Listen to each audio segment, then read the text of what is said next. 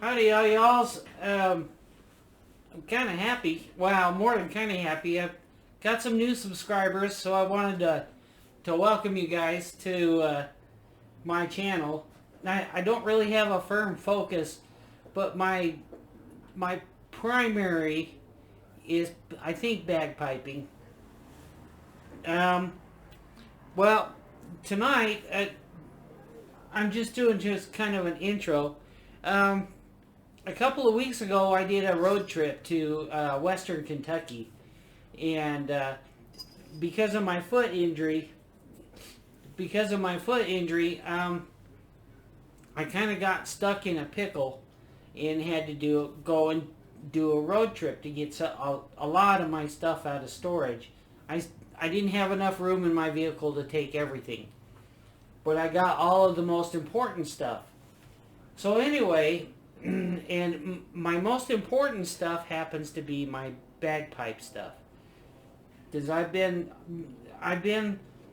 learning to play the bagpipes since about 2000, when I was about 40 years old ish. So the thing is, I'm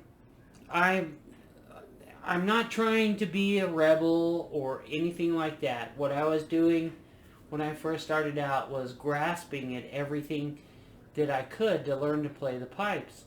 And I've always had lots of debt. That's my own fault. I don't blame anybody for that or anything like that. So what I was doing when I started out was I was buying inexpensive stuff. And some pipers will understand what I mean by inexpensive stuff. Well, the thing is, my entire life, I've had this knack for making really well do with things that I could get creative with. It's not because I'm trying to come up with something different. It's because I find something that I want to work for me, and then I find a way to make whatever that is work for me, for my purposes. And it's not always popular, some of this stuff that I've done. As far as, cars, I like Oldsmobiles, okay? And everybody's like, Oldsmobile, it's not your dad's Oldsmobile or something like that. Well, some of my friends from high school who might watch this will understand that I always did things slightly different. And I've always thought everything's cool. I want to build a 69 Ford Falcon. I want to build a 63 Ford Falcon. Now this is stuff that I want to do. That's not going to say it's going to happen. But I want a 65 Dodge Dart. There's lots of stuff that I want to do that because I work so much, I'm not able to do. And these last 4 months have been kind of a revelation for me. And so what was important to me was to go to Kentucky and get my stuff, because there's a couple things that I've gotten out of storage, more than a couple of things, a lot of stuff that fit in my excursion.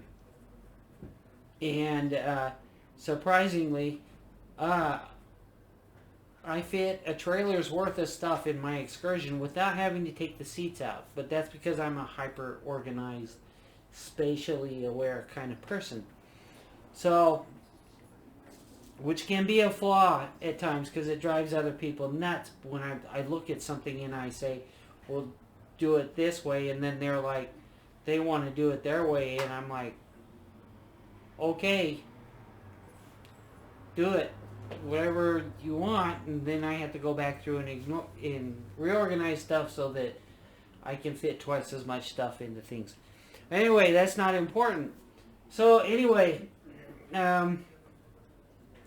one of the things that, when I first started piping, I started out with Pakistani practice chanters, which is okay. A lot of people are like, well, you can't play along with anybody else. Well, I was self-teaching, so it doesn't matter. I had to learn the fingering and the grace notes and all that stuff by myself, partly because I was too broke. I did try to take some lessons, and $35 a lesson is for the wealthy. in my income class at that time. So, anyway, in my creativeness, I started out with a practice goose from Bagpipes Galore. I don't know if they still sell them, but there's other manufacturers, Scottish manufacturers, that sell gooses. And a goose is basically just a bag and a chanter, a practice chanter. And then you can progress from that to a set of practice pipes. And now there's a bunch of different ones, but the one that I use is from Bagpipes Galore. I've used that for years and years and years. Well, I didn't want to, at the time I started, I was driving paratransit in Southern California. Paratransit is the short buses or cutaway buses that are for people that are handicapped, or they have developmental disabilities and this, that, and the other. They have things where they cannot drive themselves. I'll just put it that way. There's nothing wrong with them, you know. They get along socially amongst themselves. Trust me. I wish I could tell the stories, but nobody's interested in those stories. So anyway, I don't want to make this too terribly long. So, one of the things that was really important to me to bring back from Kentucky to Utah was a set of parlor pipes. And they're the very first set of parlor pipes that I ever set up.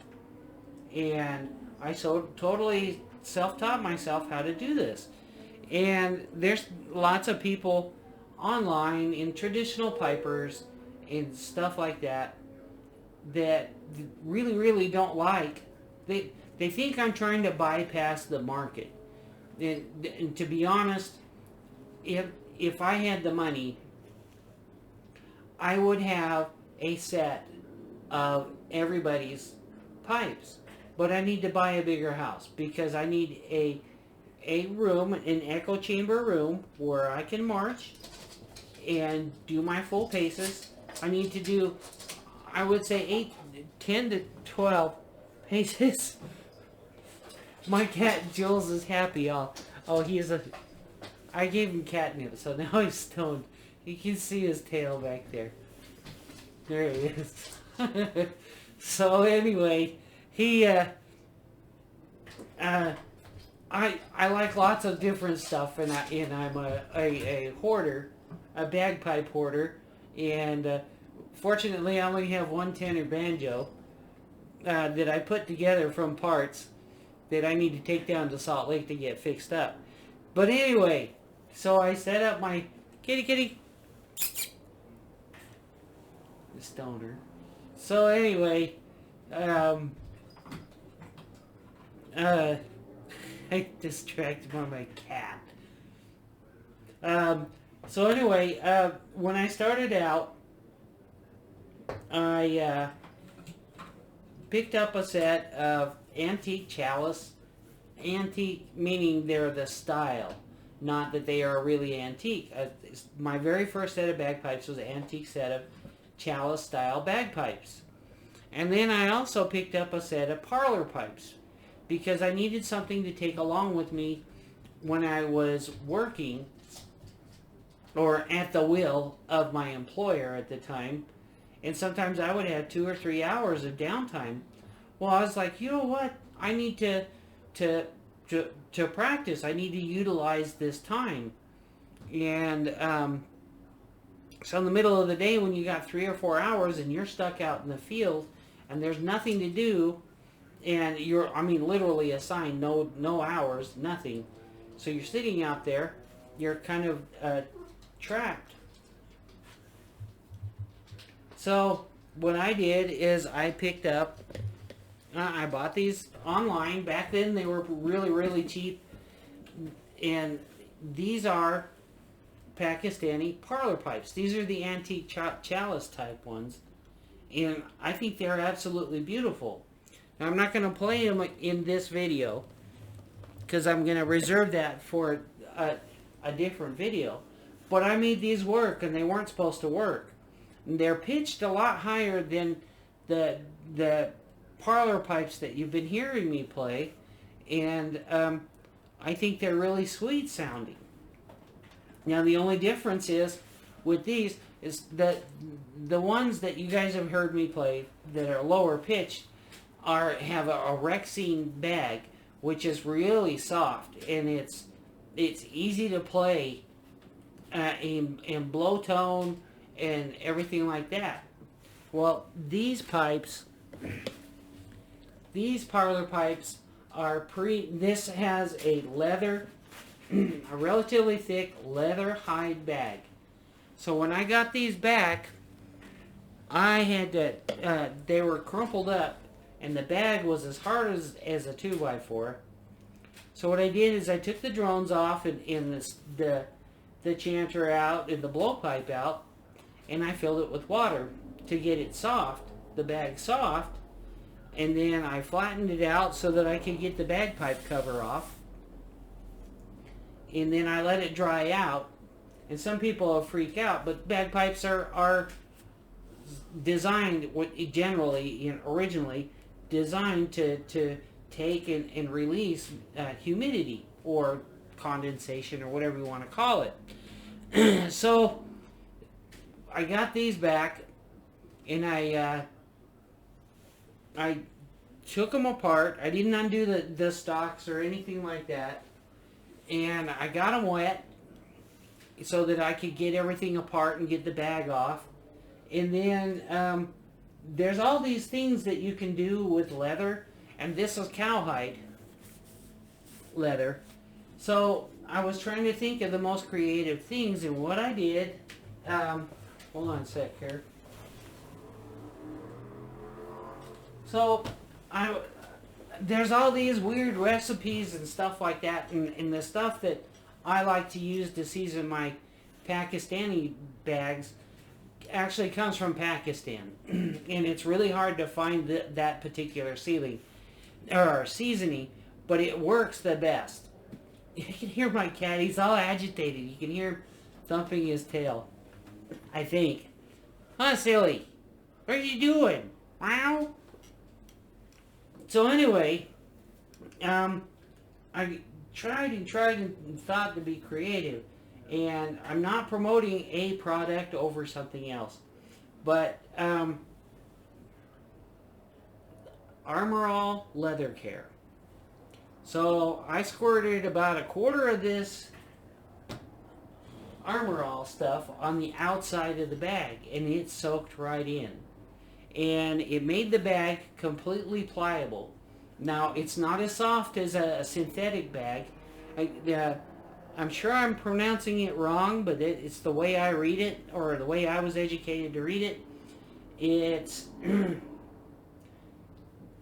the way the bag is now, it's about the same as a Bannatyne hybrid bag, which means it's synthetic and it has a hide on top of it. It's the same tension almost. It's a little bit stiffer than that, which makes it a little bit more difficult to blow tone, because I think the Bannatyne regular bag is easier to blow tone with because you have more flexibility, in my opinion. It's a little bit floppier, so it's harder to get started in, but that's just neither here or there. So anyway, I've got these parlor pipes up and running. It's taken me about a week to get used to them, because the problem is that the chanter reed is actually a practice chanter reed, and I have to go through 100 or so chanter reeds before I can find one that works correctly with this chanter. And I got a box of these, but the reeds that work the best are from Pakistan, and they're specific ones that I look for.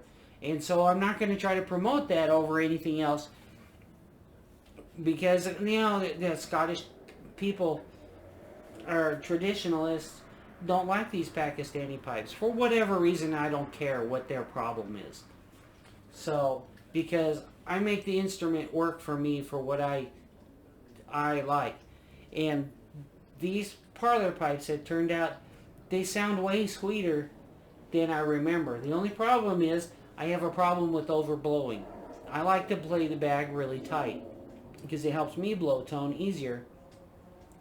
Well, these pipes, because I tend to overblow, it makes the chanter squawk. So I'm relearning how to play a little bit softer of a bag, which is actually more work and it's more distracting, but it sounds better.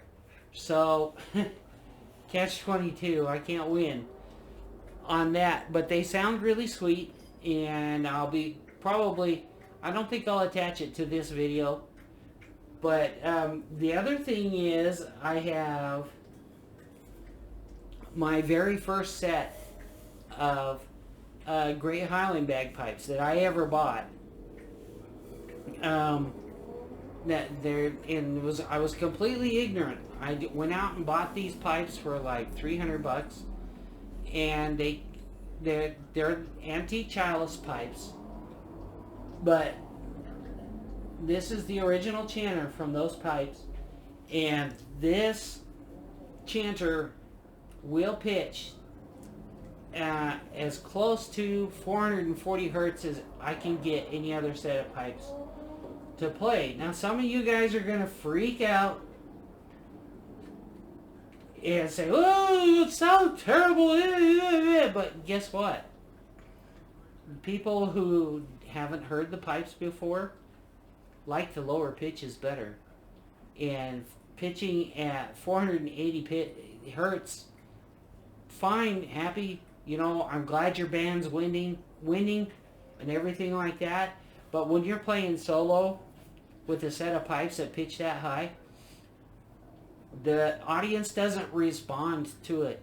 From my experience, the audience doesn't respond to those pipes the same way they do at the lower pitches. Now, I understand that, you know, there's other pipers that'll pitch at 476 or 470, and that's cool. I can do that. I can pitch this up, but then I have to use way more tape to balance the chanter. But the lower pitches have more resonance than the higher pitches. And I think it would be cool to have a 440 hertz band, just an exhibition band. And I'll show you how to set them up. I know how to do it. I'm serious. I know how to do it. And I know which chanter reeds work. And hopefully I don't get banned or disavowed or whatever they want to call it, because I have a specific brand of chanter reed that works with these chanters, and I don't want to say their name because I love their chanter reeds, and I don't want them to ban me or you know, disavow me to using their chanter reeds, because, you know, it's kind of important to me. But it would be cool to have, you know, 8 to 10 guys to if they could get past their prejudices, to, you know, have a 8-member band pitched at 440 hertz with a soft mallet drum that goes doom doom doom instead of the hard mallet bass drum, and then some rope tension snares, which I know wouldn't be popular with a lot of guys, but I'll tell you what, that sound would carry like crazy. It would sound totally cool in a cathedral. The only problem with this COVID thing is you can't go and play inside a church. And there's a couple really good churches up here in Ogden that I would love to play in the Great Hall if they would let me, but no. But everybody's afraid of everything right now, and it's kind of sad because it really restricts a lot of the creativity. So I'm starting to ramble.